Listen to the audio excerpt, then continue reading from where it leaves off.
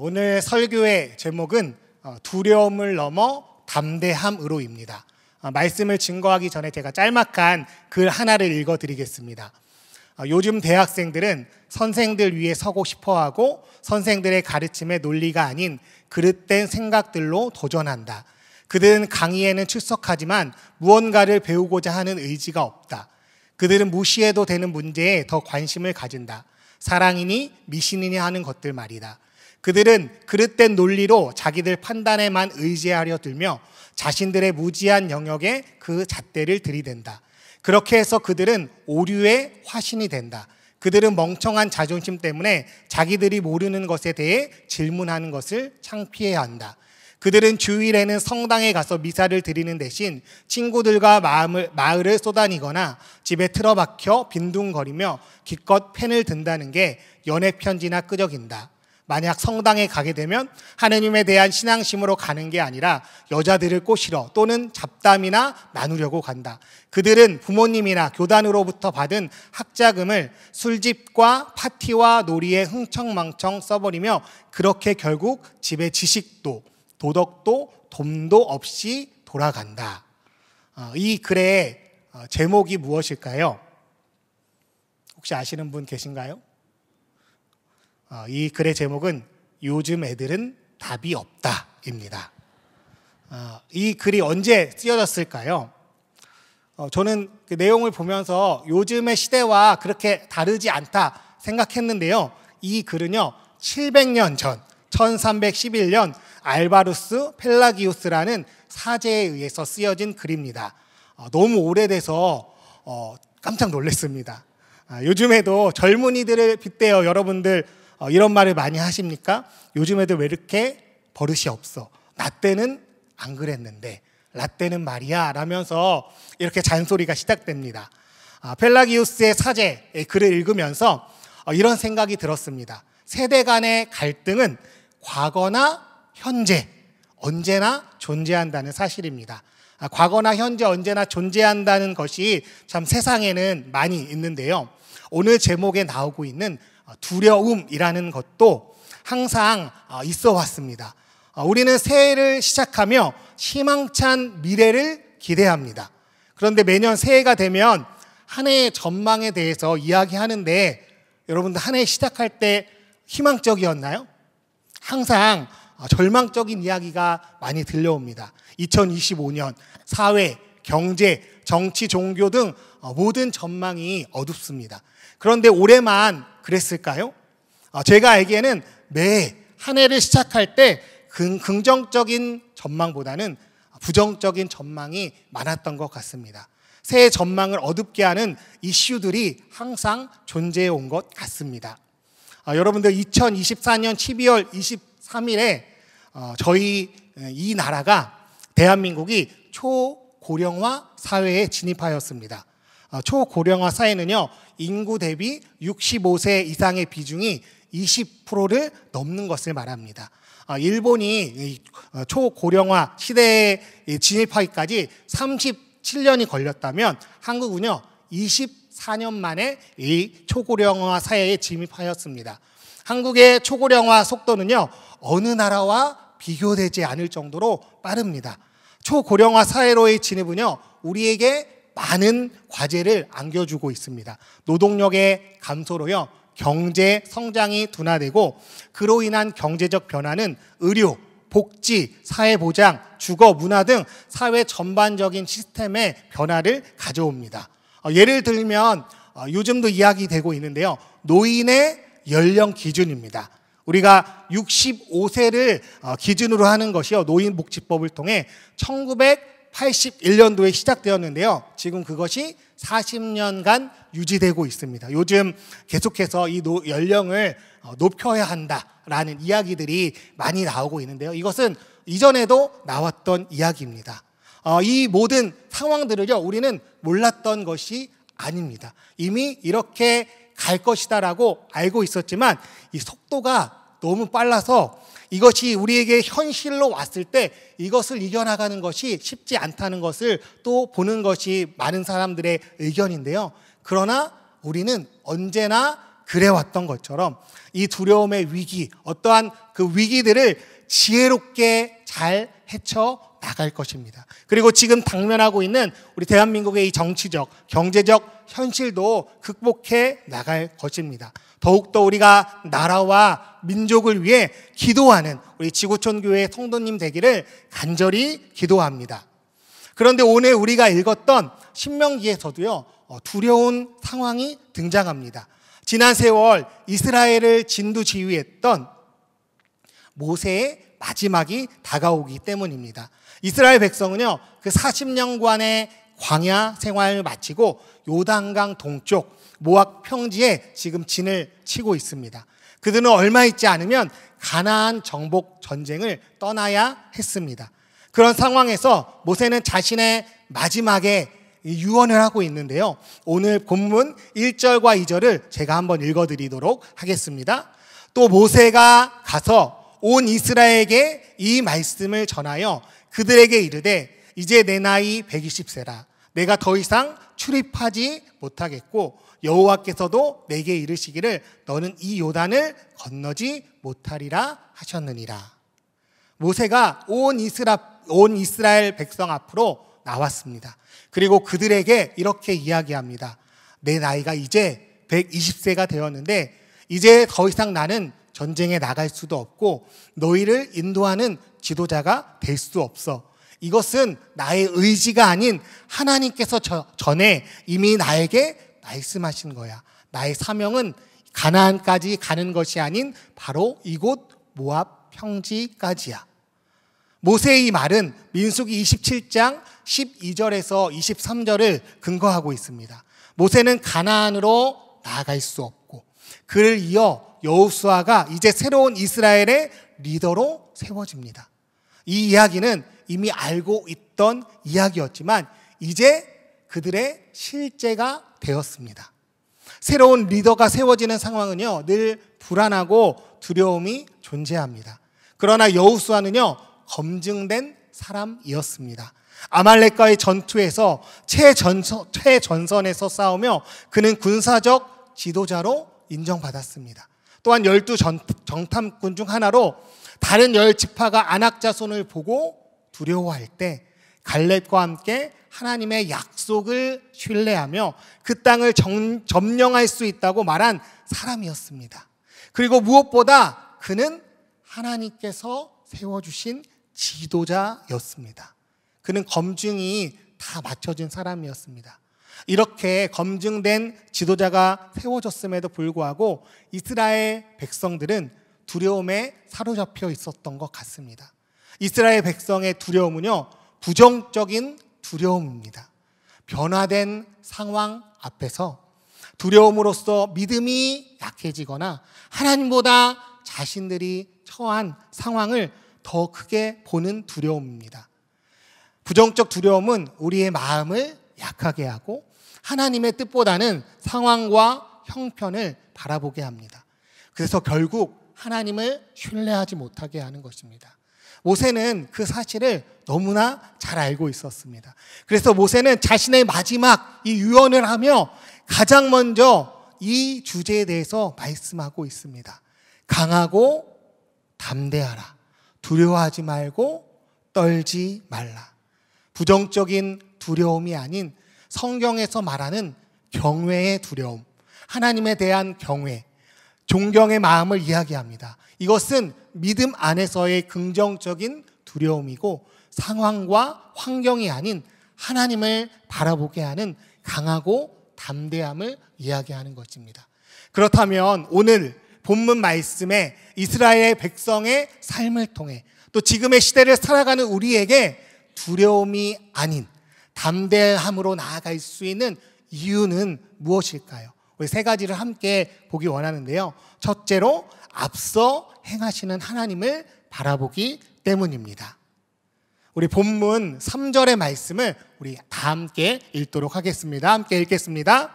여호와께서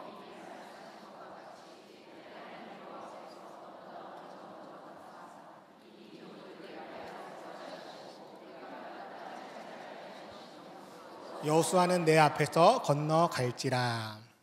3절에 너보다 먼저라는 표현을 하고 있는데요. 이것은 하나님의 앞서 가심을 나타냅니다.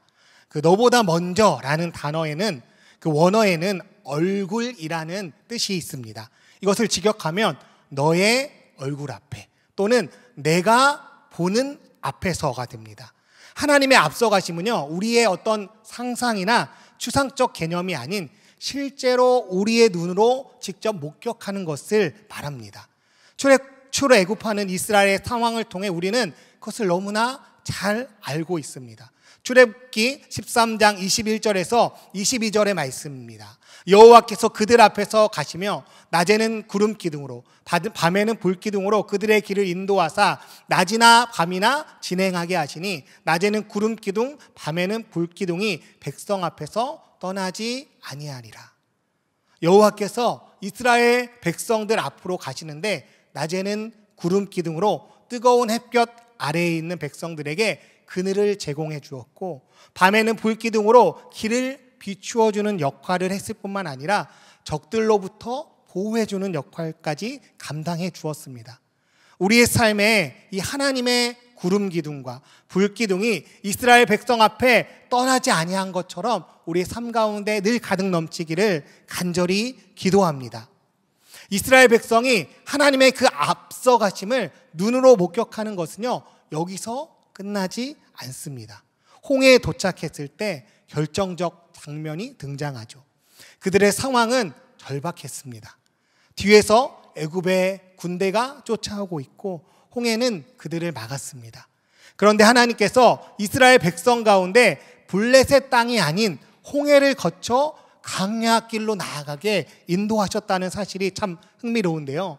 블레셋 땅을 통과하는 길은 애굽에서 가나안까지 한 10일에서 12일 정도의 거리였다고 합니다. 지름길이었죠. 그러나 하나님은요, 그 길을 선택하지 않으셨습니다. 그 이유가 출애굽기 13장 17절에 나오는데요. 우리 함께 한번 자막 나올 텐데 한번 읽어보도록 하겠습니다. 바로가 백성을 보낸 후에 블레셋 사람의 땅의 길은 가까울지라도 하나님이 그들을 그 길로 인도하지 아니하셨으니 이는 하나님이 말씀하시기를 이 백성이 전쟁을 하게 되면 마음을 돌이켜 애굽으로 돌아갈까 하셨습니다. 이스라엘 백성은요, 급하게 나왔습니다.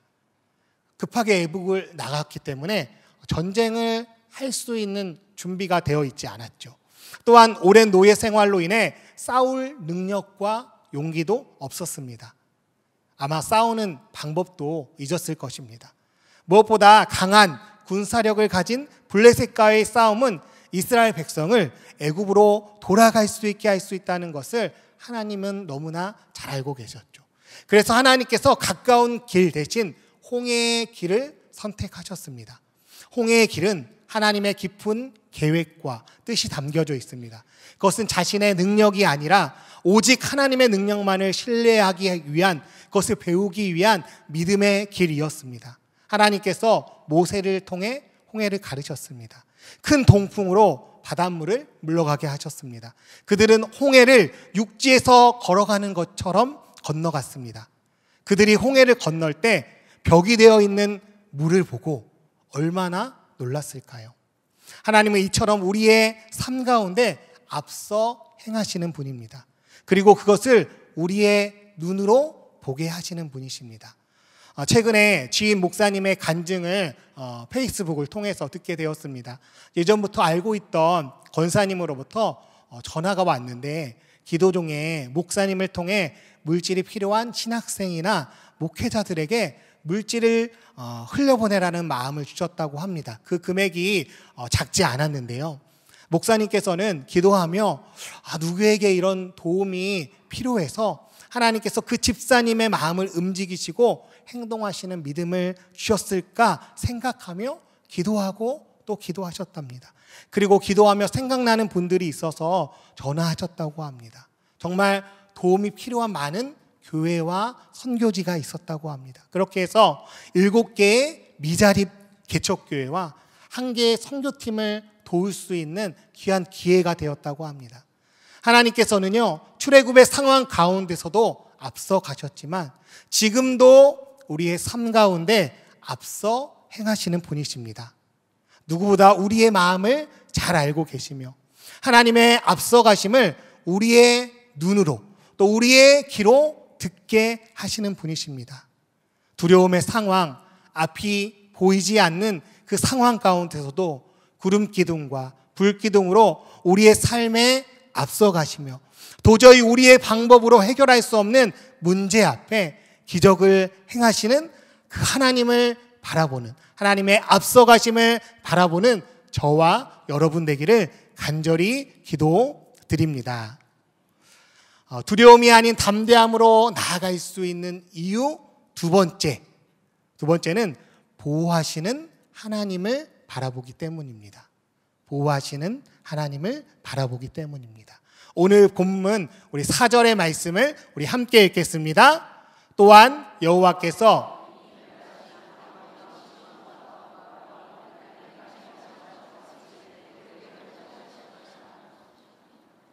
하나님께서는 과거에 어떻게 이스라엘을 보호하셨는지를 기억하게 합니다. 출애굽을 한 이스라엘 백성들에게 하나님께서는 광야의 길로 들어가게 하십니다. 세일 땅과 모압 땅, 또 근처에 있는 아르 땅을 지날 때 전쟁 없이 그곳을 지나가게 하십니다. 그 땅은 이스라엘에게 기업으로 주신 땅이 아니었기 때문입니다. 하나님의 명령대로 그들에게 양식과 물, 돈을 주고 사서 먹으며 평화롭게 그 땅을 지나갔습니다. 이제 이스라엘 백성들은 동일한 방법으로 헤스본 땅을 지나가려고 합니다. 헤스본 왕인 시온에게 먼저 사절단을 보냅니다. 이전까지 지나갔던 나라들처럼요, 그 땅처럼 내가 전쟁을 하기 위해서가 아니라 단지 그냥 이동 통로의 수단으로 그 길을 건너가기 위해서 큰 길로 가겠다고, 내가 필요한 물, 양식이 있으면 다 사서 먹겠다고 이야기합니다. 그러나 이전 땅들과는 다른 반응이 옵니다. 그들의 제안을 받아들이지 않는 것이죠. 전쟁이 불가피한 상황이 되었습니다. 그런데 앞에서 언급했듯이 지금의 이스라엘은요, 전쟁을 할 수 있는 상황이 아니었습니다. 전쟁을 한다면 결과는 뻔히 보입니다. 그러나 하나님은요, 헤스본 땅을 그들에게 주시겠다라고 말씀하십니다. 우리 신명기 2장 31절의 말씀 우리 한번 함께 읽어보도록 하겠습니다. 그때 여호와께서 내게 이르시되 내가 이제 시온과 그의 땅을 내게 넘기리니 너는 이제부터 그의 땅을 차지하여 기업으로 삼으라 하시더니, 헤스본 땅을 넘겨주셔서 이스라엘의 기업으로 주시겠다고 말씀하십니다. 이 약속의 말씀을 붙들고 이스라엘 백성은 전쟁으로 나아갑니다. 전쟁에 대한 준비는 없었지만 하나님의 그 보호하심과 함께하심이 있었기 때문에 이스라엘은 승리할 수 있었습니다. 이것은요, 이스라엘의 승리라기보다는 하나님의 승리라고 할 수 있습니다. 이제 이스라엘은 바산 땅으로 나아갑니다. 바산 옥은 헤스본과의 전투 소식을 들었을 것입니다. 그래서 이미 전투 준비를 다 하고 이스라엘 백성을 맞이합니다. 하나님께서 이스라엘 백성에게 두려워하지 말라고, 내가 또 이 땅을 그 헤스본 땅과 같이 넘겨주겠다고 다시 말씀하시는데요. 우리 신명기 3장 2절의 말씀 한 번 더 같이 읽어보겠습니다.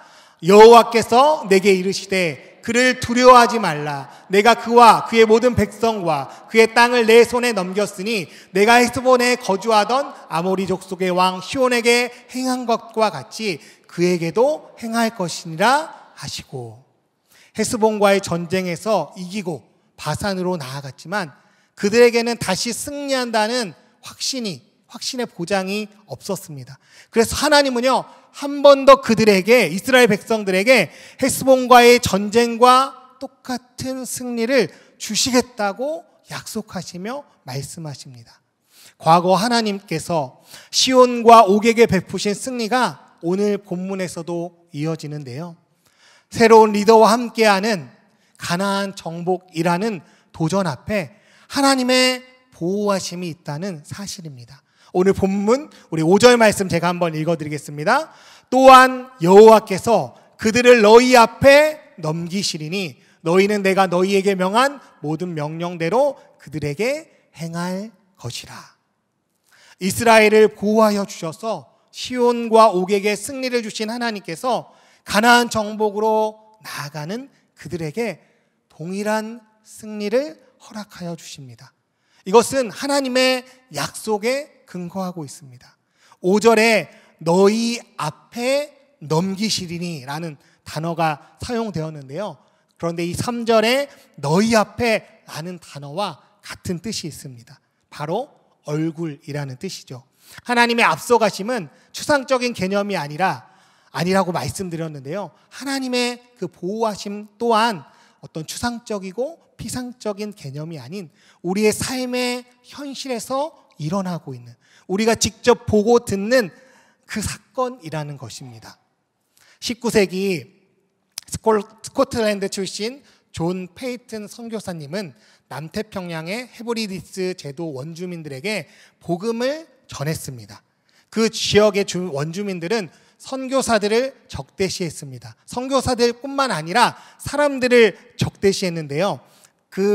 왜 그랬냐면 이 선교사님의 그 별명이 뭐였냐면 식인종의 아버지였습니다. 그러니까 그 땅이 식인종이 살아가는 땅이었습니다. 어느 날 밤 그 현지 원주민들이 무기를 들고 선교사님들이 머무는 곳을 습격하려고 몰려왔다고 합니다. 선교사님은 아내와 함께 하나님 보호하여 달라고, 하나님 살려달라고 간절히 기도하다가 지쳐 잠이 들었습니다. 그런데 예상과 달리 밤새 아무런 공격도 받지 않았고 무사히 아침을 맞이할 수 있었습니다.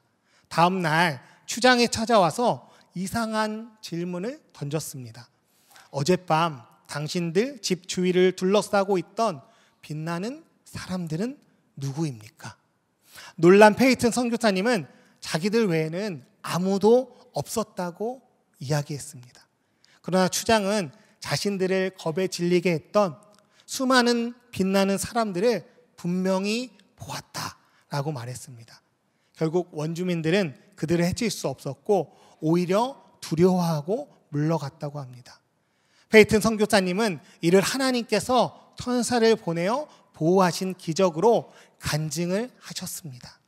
하나님의 보호하심은요, 지금도 저와 여러분 가운데 함께하고 있습니다. 페이튼 선교사님처럼 다른 사람에게 보이는 빛나는 천사가 보호해 주시는 기적이 우리의 삶에 없을지라도 날마다 우리의 삶 가운데 함께하여 주시고 우리의 하루하루를 지켜주시고 보호하여 주시는 하나님의 놀라운 손길을 우리는 매일매일 경험하고 있습니다. 그리고 지나온 세월을 통해 우리의 삶 가운데 늘 보호하여 주셨던 놀라운 은혜들을 발견하게 됩니다. 두려움의 상황, 앞이 보이지 않는 그 상황 가운데서도 언제나 우리를 보호하여 주시고 지켜주시는 그 하나님만을 바라볼 수 있는 저와 여러분 되기를 간절히 기도드립니다. 마지막으로 두려움이 아닌 담대함으로 나아갈 수 있는 이유 세 번째는요, 함께 하시는 하나님을 바라보기 때문입니다. 함께 하시는 하나님을 바라보기 때문입니다. 오늘 본문 우리 6절의 말씀을 함께 읽겠습니다. 너희는 강하고 담대하라.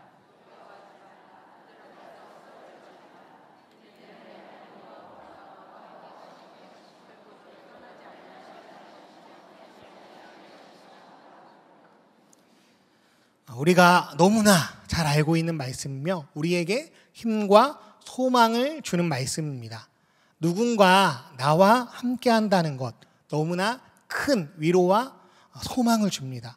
오늘 아침에 출근하면서 아이들이 저에게 오늘 설교하는 걸 알고 하이파이브를 하면서 아빠 화이팅이라고 새 자녀들이 저에게 해주었는데요. 제가 힘이 날까요? 안 날까요? 힘이 나죠. 우리나라 속담에 기쁨은 나누면 배가 되고 슬픔은 나누면 반이 된다 라는 속담이 있습니다. 누군가 함께 기쁨을 나누면 그 기쁨이 나에게도 전달됩니다. 기쁨은 전염성이 있죠. 그래서 기쁨이 배가 되는 것입니다. 또한 누군가 함께 슬픔을 같이 나누고 그 슬픈 감정을 표현할 때 우리는 공감을 받고 마음의 그 무거운 짐이 가벼워지는 것을 경험합니다. 슬픔을 공유하기 때문에 이제 그 문제는 나의 문제를 넘어서 우리의 문제가 되기 때문입니다. 이렇게 누군가와 함께 있을 때 우리는 힘을 받기도 또 위로를 경험하기도 합니다. 그런데 오늘 본문 말씀은 두렵고 떨리는 상황에서 강하고 담대할 수 있는 이유가 무엇이라고요? 하나님이 나와 함께 하시기 때문이라고 분명하게 말씀하십니다. 그런데 하나님은요, 함께 하실 뿐 아니라 결코 나를 떠나지 않으시고 버리지 않으신다고 반복해서 말씀하고 계십니다.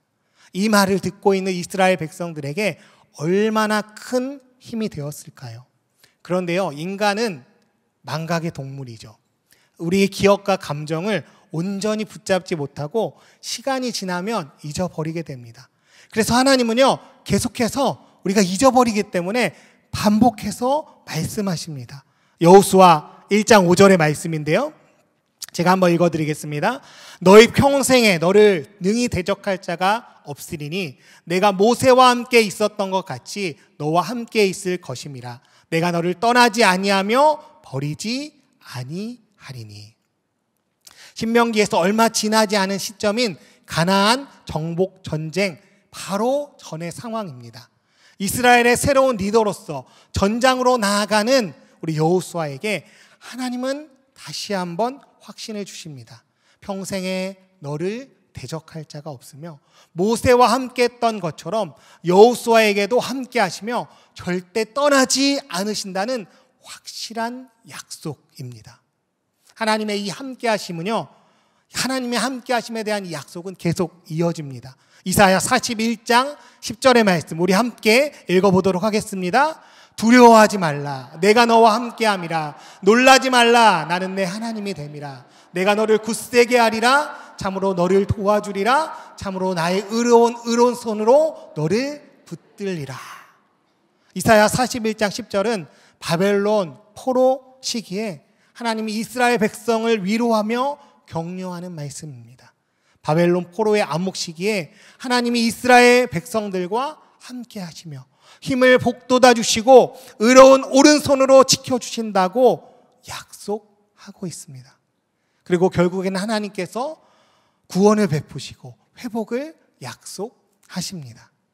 하나님의 함께 하심은요, 구약 성경에만 나타나지 않습니다. 신약 성경 우리 마태복음 28장 20절 하반절의 말씀인데요, 볼지어다 내가 세상 끝날까지 너희와 항상 함께 있으리라 하시니라.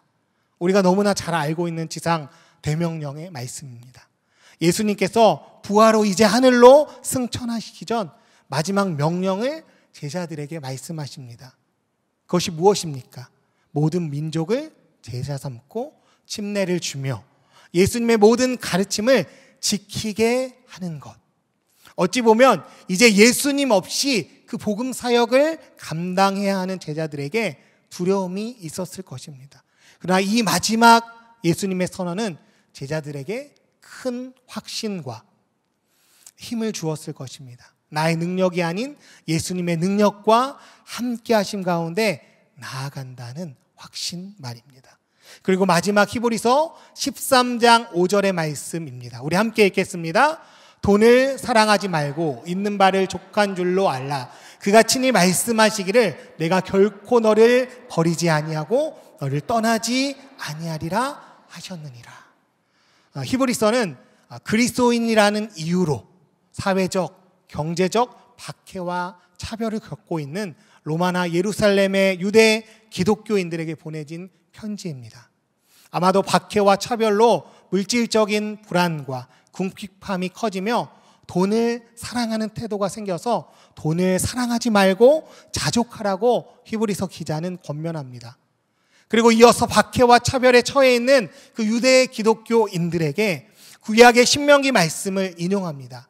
그들이 처한 궁핍한 또 박해에도 불구하고 궁극적으로 하나님이 함께 하신다는 그 확신 속에 담대함을 잊지 말라는 메시지입니다.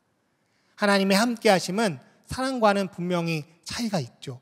사람은 감정이나 환경에 따라 변합니다. 인간 관계가 나빠지면 죽고 못 살 것 같아도 언제 그랬냐는지 돌변하는 것이 우리의 사람의 모습입니다. 그러나 하나님은 기쁠 때나 슬플 때나 항상 우리 곁에 계시며 어떠한 실패에도 불구하고 우리를 향한 그 사랑을 거두지 않으시는 신실하신 분이십니다. 하나님이 언제나 우리와 함께 하시기에 우리는 두려움을 이길 수 있는 믿음과 용기를 얻을 수 있습니다. 불확실한 미래의 상황 속에서 두려워할 때 하나님은 내가 너와 함께 하겠다라고 분명하게 말씀하십니다. 두려움의 상황, 앞이 보이지 않는 상황 가운데서도 언제나 우리와 함께하여 주시는 그 하나님만을 바라보는 저와 여러분 되기를 간절히 기도합니다. 이제 말씀을 마치려 합니다. 두려움을 넘어 담대함으로 나아가기 위해 앞서가심, 보호하심, 함께하심 이 세 가지를 나누었습니다. 그런데 우리가 한 번에 담대해질 수 있을까요? 하나님의 앞서가심과 보호하심, 함께하심을 경험하였다고 한 번에 우리의 삶이 변화되진 않을 것입니다. 그런데 6절에 강하고 라는 단어가 나오는데요. 원어의 의미는 점점 강하여지다입니다. 우리가 믿음 안에서 하나님에 대한 확신이 점점 굳어져가는 모습을 표현하는데요.